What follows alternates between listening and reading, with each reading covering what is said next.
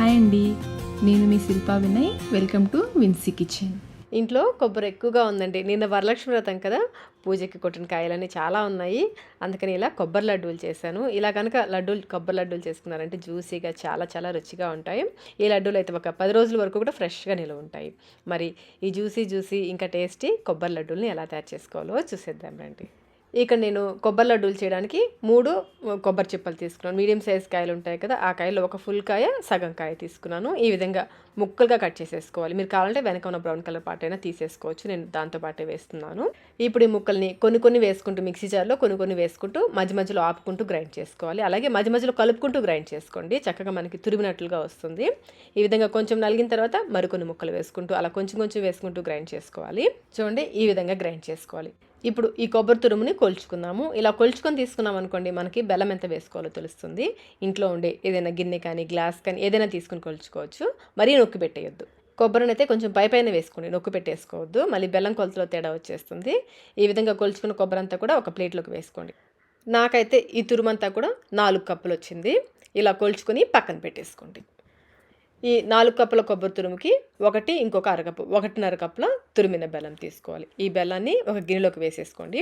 ఇప్పుడు ఈ గిన్నెని స్టవ్ పైన పెట్టేసి 1/4 కప్పు నీళ్లు పోసి బెల్లాన్ని కరిగించుకోవాలి.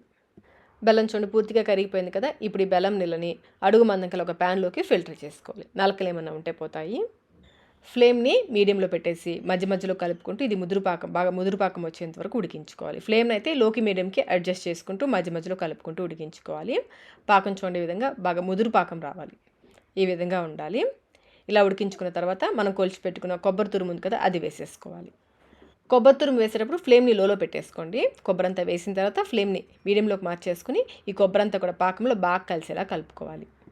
కొబ్బరి వేసి కలిపాక పాకం మళ్ళీ పలచగా అయిపోతుంది. ఇది తడిగా ఉంటుంది, కొంచెం నీళ్ళగా తడిగా ఉంటుంది. ఇది మళ్ళీ దగ్గర పడేంత వరకు మధ్యలో కలుపుకుంటూ ఉడికించుకోవాలి. ఒక 10-15 నిమిషాలు పడితే ఫ్లేమ్ని లోకి మీడియంకి అడ్జస్ట్ చేసుకుంటూ ఇది కొంచెం దగ్గర పడేంత వరకు ఉడికించుకోవాలి. అలాగే ఇందులో మంచి ఫ్లేవర్ కోసం ఒక 4-5 యాలకుల్ని బాగా మెత్తగా దంచుకొని వేసుకోవాలి. ఈ యాలకుల పొడి అంతా కూడా మళ్ళీ ఇందులో బాగా కలిసేలా కలుపుకోవాలి.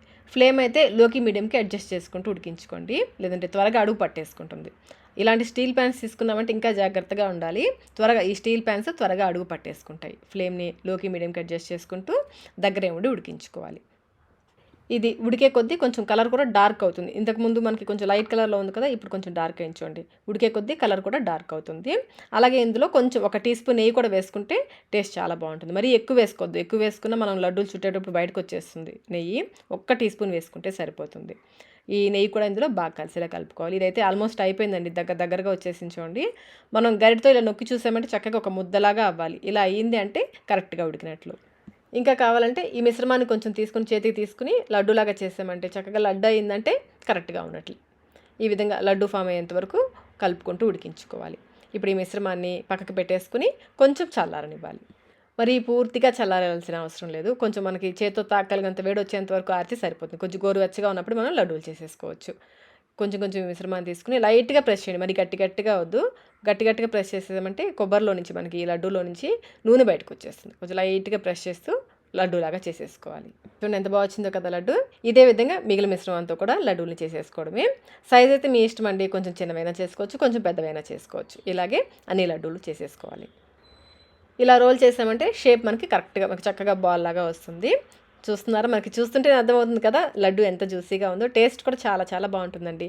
ఇలా తయారు చేసుకున్న లడ్డూలు మనకి 10 రోజుల వరకు కూడా ఫ్రెష్గా నిలువ ఉంటాయి. మరి మీరు కూడా ఈ కొలతల్లో ఒకసారి కొబ్బరి లడ్డూని తప్పకుండా ట్రై చేయండి. ట్రై చేసి మీకు టేస్ట్ ఎలా అనిపించిందో మీకు కమెంట్ రూపంలో తెలియచేయండి. వీడియో నచ్చినట్లయితే లైక్ చేయండి, మీ ఫ్రెండ్స్కి ఫ్యామిలీ మెంబర్స్కి షేర్ చేయండి. ఇలాంటి మరిన్ని రెసిపీస్ కోసం మన విన్సీ కిచెన్ యూట్యూబ్ ఛానల్ని సబ్స్క్రైబ్ కూడా చేసుకోండి. Thank you.